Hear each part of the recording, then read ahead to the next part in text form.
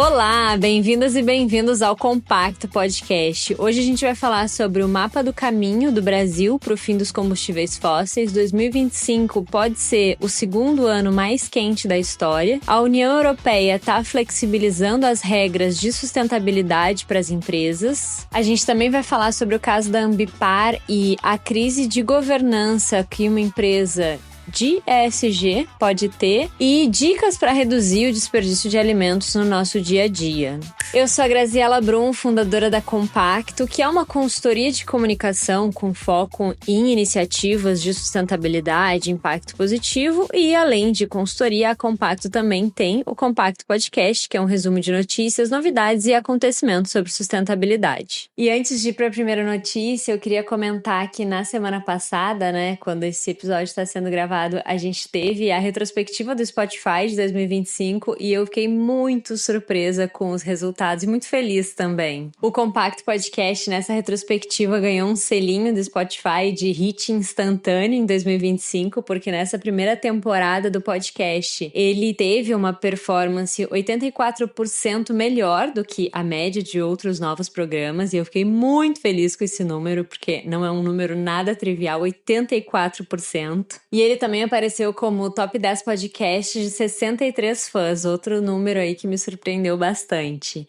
Sabe que esse trabalho de fazer um podcast semanal, ele pode ser muito árduo, assim, e diferente do que muita gente pensa, não é só abrir um microfone e começar a falar. Ele tem um trabalho de pesquisa, curadoria, entender o que é o mais relevante de trazer pra cá. Além de, depois disso, um trabalho também de entender a melhor forma de contar essa história, Gravar, editar, publicar, divulgar. Então é um processinho aí que exige demanda e nem sempre é fácil fazer, nem sempre a gente tem todo o tempo do mundo disponível e acaba sendo, ao longo das semanas, um trabalho muito cansativo. Então, ver números como esse acaba sendo muito recompensador e muito gratificante. De certa forma, é um presente, uma recompensa, uma gratificação pelo trabalho que está sendo feito aqui. Então, muito obrigada à audiência, muito obrigada aos impactados que estão aqui comigo toda semana. E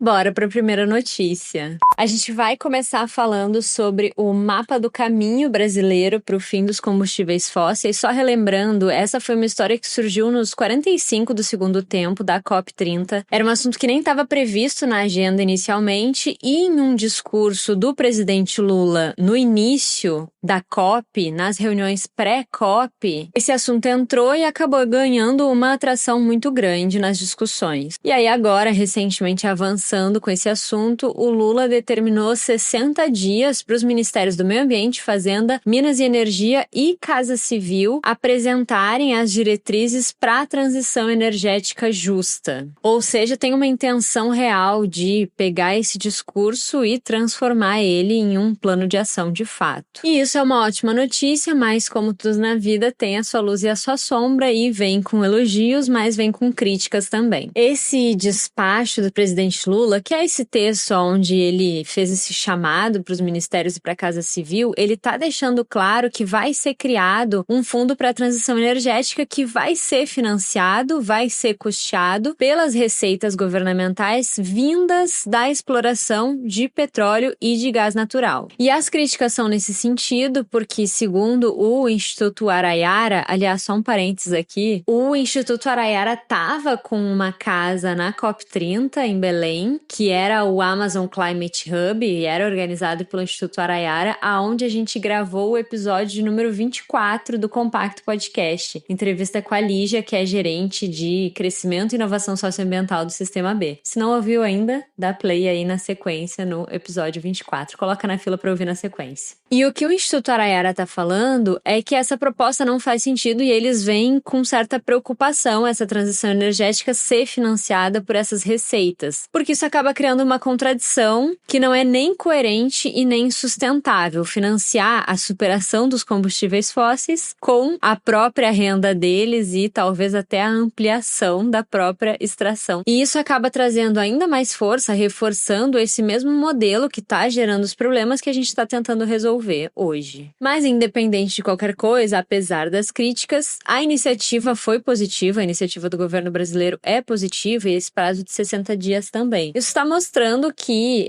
a fala que o Lula fez ali naquele momento pré-COP é séria e ele tá levando isso a sério e levando a sério essa proposta de ter um mapa do caminho. A gente viu, inclusive, um movimento forte de apoio ali de cerca de 80 países no momento da COP a esse projeto do mapa do caminho para se afastar dos combustíveis fósseis. E o Brasil, que é um grande produtor de petróleo no mundo, comparado com o ranking mundial, se o Brasil assumir esse compromisso, isso acaba ajudando muito a fortalecer esse movimento como um todo e até deixa mais difícil que outros países digam que têm dificuldade, que dependem disso e etc. E tem até um outro fator que o pessoal do Observatório do Clima está trazendo aqui nessa matéria do Colabora, que é interessante, que é bom, se foi o Lula que deu a ideia, que ele puxe à frente e execute, né? Senão acaba ficando meio faço o que eu digo, não faço o que eu faço. Falar é muito fácil, né? Mas, e aí, bora executar?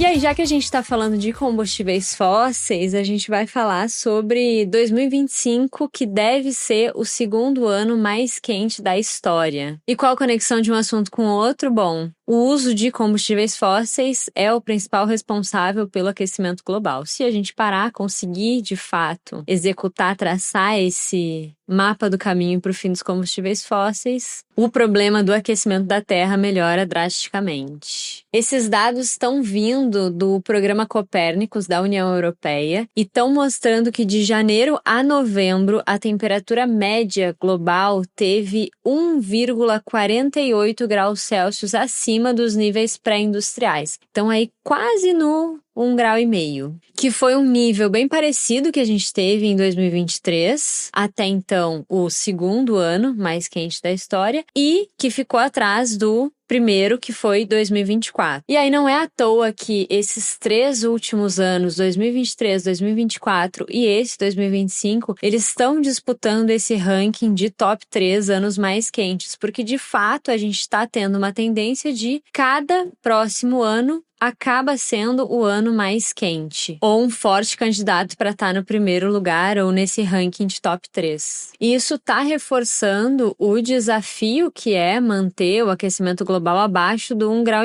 que é uma meta prevista pelo Acordo de Paris e que a gente está ali, nesses últimos anos, muito, muito próximo disso. E essas temperaturas, esse aquecimento elevado, ele tem uma relação direta com esse acúmulo de poluentes, de CO2, gases do efeito estufa na atmosfera, e isso acaba intensificando esses extremos climáticos, ondas de calor, chuvas extremas. Isso provocado pela ação humana, pelas nossas decisões, atitudes do dia a dia. Mas somado a isso, a gente também tem alguns fatores que são naturais que influenciam ainda mais essa variação. Porque 2023 e 2024, por exemplo, esse calor, esse aquecimento, ele foi impulsionado pelo El Niño. Então, já estava mais quente e esse fator natural intensificou isso. E o ano de 2025 registrou um efeito fraco de resfriamento com laninha. E ainda assim, 2025 tá aí no ranking de segundo ou terceiro lugar de ano mais quente da história. Mesmo com esse fator natural ajudando a resfriar, puxando essa temperatura para baixo. Eu acho que quem mora no Brasil, mas segundo a retrospectiva do Spotify, não somos ouvidos apenas no Brasil, tem ouvintes do Compacto Podcast na Argentina, na Irlanda, na Austrália e no Reino Unido.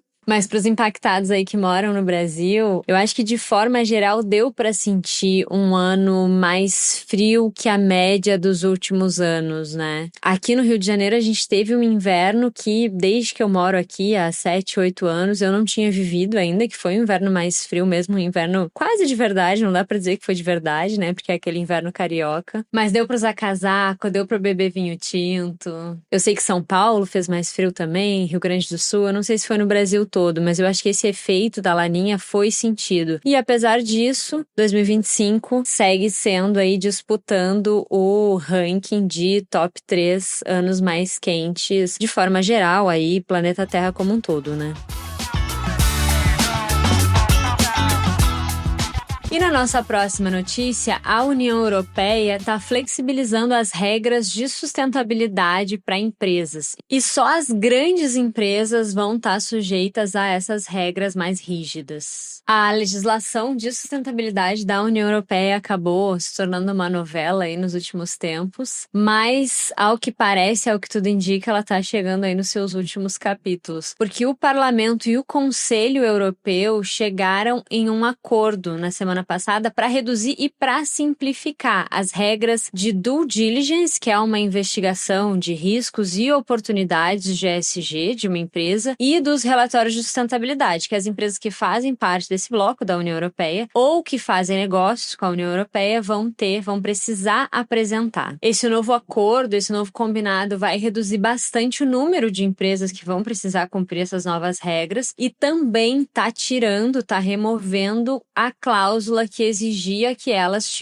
elaborassem planos de transição climática. Nesse novo acordo ficou combinado que só empresas europeias com mais de 5 mil funcionários e faturamento anual de 1,5 bilhão de euros vão precisar cumprir essas regras que foram inicialmente desenhadas. E para empresas estrangeiras, isso se aplica para situações de faturamento superior a 1,5 bilhão de euros dentro da União Europeia.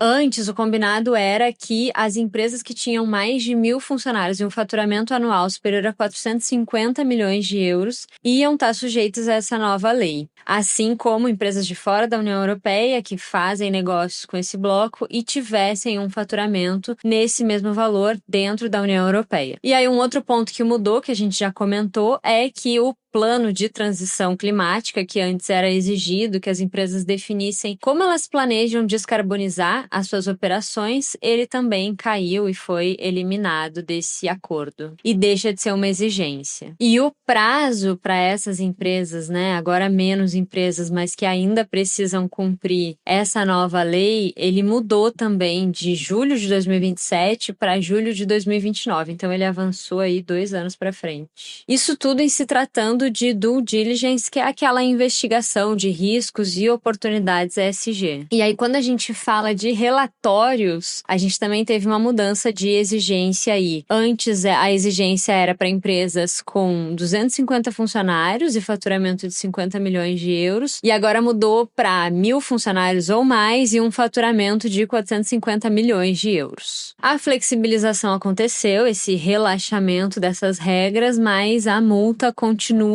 sendo aplicada para quem não cumprir, apesar de que ela também ficou mais leve. Ela foi de 5% para 3% do faturamento da empresa. E essa foi uma legislação, eu até falei ali no início, que virou uma novela nos últimos tempos, que ela foi alvo de crítica e de pressão, tanto de países internos da União Europeia quanto externos desse bloco também, argumentando que as exigências estavam muito grandes, muito excessivas e iam acabar aumentando muito os custos dessas empresas, iam prejudicar também a competitividade dessas empresas, das empresas europeias em relação ao mercado global. E aí surgiu essa nova proposta aí, mais flexível, mas esse acordo ainda precisa ser aprovado pelo Parlamento e pelo Conselho para ser adotado formalmente.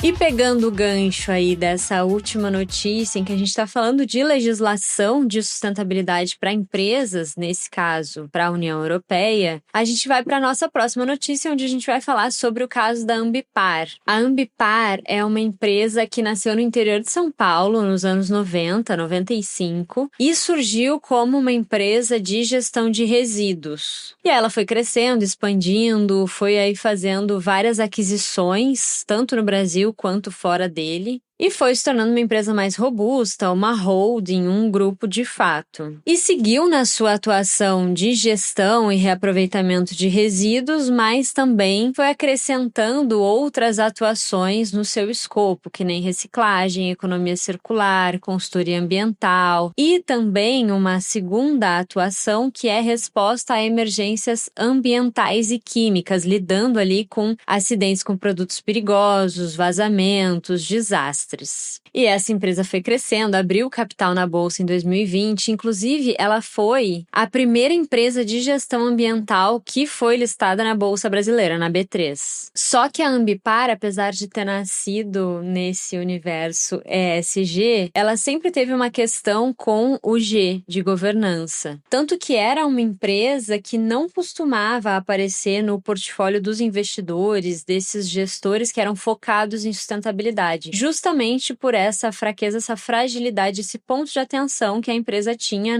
no quesito de governança. Inclusive, tem umas aspas interessantes aqui na matéria de uma professora da FGV de Finanças Sustentáveis, a Annelise Vendramini, que ela tá falando que uma das crenças que sustentavam o hype do ESG era a ideia de que empresas com estratégias voltadas para a sustentabilidade, elas iam oferecer um risco menor, porque elas teriam uma gestão mais cuidadosa. E o caso da Ambipar mostra que não é necessariamente assim. Depois que acontece, é até fácil, né, fazer uma avaliação e julgar, assim, mas olhando, me parece até um pouco inocente essa crença, né? Porque a empresa, ela nasce nessas diretrizes, nesses parâmetros ESG, ela vai fazer os três muito bem, né? O ambiental, o social e a governança. Não quer dizer, né? Eu mesma, agora dividindo um pouco aqui da minha experiência pessoal e bastidores, eu tô num momento com a Compacto de mergulhar de cabeça em governança, assim. Estudar e investir muito na governança dessa empresa, processos, estrutura e contabilidade, inclusive, tô estudando bastante. Então, talvez por estar passando por essa experiência e ver o quão difícil e desafiador é, eu fico me questionando, né? O porquê dessa crença, de onde vem essa crença? Não é porque a pessoa tem uma empresa que ela necessariamente sabe gerir uma empresa.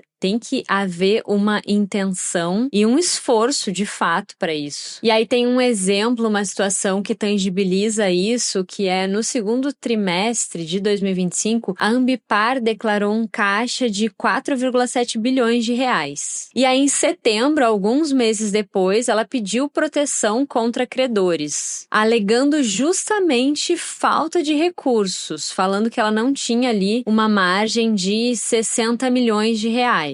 O que seria estranho, já que o caixa que ela declarou poucos meses antes era de 4,7 bilhões. Então tinham algumas ali red flags no balanço da Ambipar, já estava apresentando ali sinais de alerta. E aí esse caso acaba criando um movimento natural de aumentar o nível de cautela no mercado em relação a esse setor e passar a esperar e a exigir uma maior diligência desses players, dessas empresas. Isso faz com que o mercado ele fique mais reticente em relação a esse segmento. Claro que não significa que todas as empresas desse segmento com essa mesma atuação vão agir dessa maneira, mas acende um alerta de que não dá para assumir que pela empresa ser verde, ser de um setor do bem, entre aspas, ela vai ter uma governança robusta, uma operação totalmente sob controle. Então isso acaba forçando esse segmento a ter processos mais estruturados e uma governança mais robusta, justamente porque levanta esse sinal de alerta para esse setor. Então acaba afetando o setor como um todo, mas acaba trazendo mais maturidade, de certa forma, mesmo que forçada. Mas apesar disso, é um problema que poderia acontecer em qualquer outro setor e não é um problema de ESG exclusivamente, né? Mas acaba respingando ali mais nos seus concorrentes, pares, em quem tá por perto, né? De forma mais direta.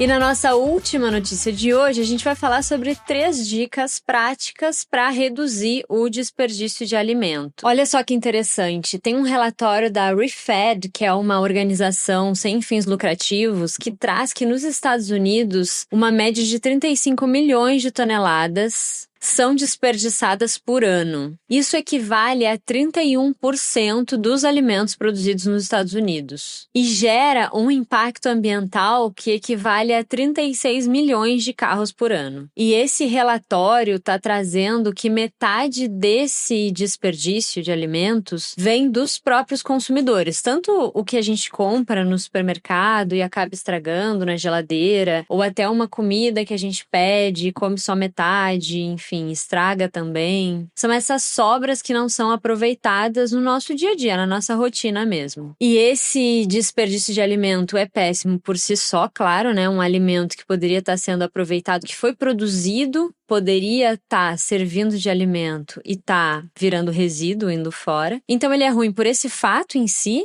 mas também porque esses alimentos indo fora e estragando, eles estão emitindo gases do efeito estufa e eles estão consumindo muita água para ser produzido, algo que não vai ter utilidade no fim das contas, que foi produzido em vão. E se fala muito sobre emissão de gases do efeito estufa por conta de combustíveis fósseis, por conta de aviação, por exemplo, veículos, transporte de forma geral, né, CO2. Nesse caso, CO2 equivalente, mas o desperdício de alimentos é um grande emissor de gases de efeito estufa, de metano. A gente está falando mais sobre isso no episódio número 14 do Compacto Podcast, se quiser entender mais sobre esse assunto. E se a gente está falando que nesse recorte de Estados Unidos, 31% dos alimentos produzidos não são aproveitados, são desperdiçados, e que metade disso vem do consumidor, é por conta de hábitos do dia a dia, o que a gente pode fazer para evitar esse desperdício? E a primeira dica é ter um cardápio, um plano alimentar previamente montado e comprar com base nisso. Então, já comprar o que está planejado de ser consumido, comprar menos e com mais frequência, e de preferência já deixar isso armazenado de forma a ser usada nesse cardápio imaginado, né? Fazer porções desses alimentos, já deixar eles separados, prontos para serem usados. E bom, eu não tenho uma grande habilidade nessa frente de planejamento alimentar e mercado, especialmente, compras, mas eu sou casada com um grande gestor de estoque, não profissionalmente. Profissionalmente, ele trabalha em outro setor, no setor da moda, mas acaba sendo aí, pelo seu repertório, um grande gestor de estoque. E essa dica, de fato, funciona, de ter um plano alimentar, ter um cardápio, evita muito o desperdício de alimentos. Uma segunda dica é questionar o que é resíduo de fato em um alimento. Por exemplo, descascar batata e cenoura é sempre que é necessário? Ou melhor, é necessário? Eu mesma fiquei me questionando aqui. Cenoura é algo que eu sempre descasco, batata depende da receita, mas assim, cenoura, convenhamos, né? É uma casca tão fininha que não faz diferença nenhuma. E aí talvez vocês estejam se perguntando, né? Tá, mas e o agrotóxico? Bom, o agrotóxico tá no alimento como um todo e não só na casca, né? Essa não é uma dica de desperdício de alimentos em si, mas se der para priorizar orgânicos, priorizem. E para finalizar, a última dica, olha, essa eu confesso que eu achei bem polêmica, tá? A primeira vez que eu li, eu falei, eu não vou comentar isso aqui não, muito estranho. Mas casualmente eu fiz ela essa semana. E eu acho que apesar de ínfimo, faz um pouco de sentido. Que é o quê? Aproveitar cada gota que tem dentro de um pote, de um recipiente, de determinado alimento. Vou dar um exemplo para vocês que eu fiz em casa. Tinha um pote de iogurte e aí geralmente eu pego esse iogurte, misturo com fruta, mel, granola. Ao invés de fazer isso em um outro pote, eu fiz no próprio pote de iogurte. E aí eu consegui evitar o desperdício de passar de um pote pro outro, do outro pro outro e aí comer, né? Que nem eu falei, eu acho que é um ganho marginal, mas evita um pouquinho de desperdício de alimento. Mas acho que de todas as dicas, dessas 3 dicas, a primeira pra mim é a com maior impacto, assim, é ter um plano alimentar, ter um cardápio montado. E hoje a gente falou sobre o mapa do caminho para o fim dos combustíveis fósseis no Brasil. 2025 deve ser o segundo ou terceiro ano mais quente da história. União Europeia flexibiliza as regras de sustentabilidade para empresas. O caso da Ambipar e 3 dicas para reduzir o desperdício de alimentos no dia a dia. A gente está no nosso penúltimo episódio dessa primeira temporada. Semana que vem tem o nosso último último episódio, depois a gente entra em uma pausa no mês de janeiro. E vocês escutam o Compacto Podcast no Spotify, no YouTube. Aliás, segue a gente ou se inscreve no canal da sua plataforma preferida para ser avisado sempre que sai um episódio novo, toda terça-feira pela manhã. E vocês encontram a Compacto no LinkedIn, no Instagram @CompactoCI, no compactoci.com também. E vocês me encontram no LinkedIn como Graziela Brum. Um beijo e até o próximo episódio. O Compacto Podcast é uma produção da Compacto, com roteiro e apresentação de Graziela Brum e edição de Voz Ativa Produções. Esse episódio usou matérias do Projeto Colabora, Veja, Reset e CNN.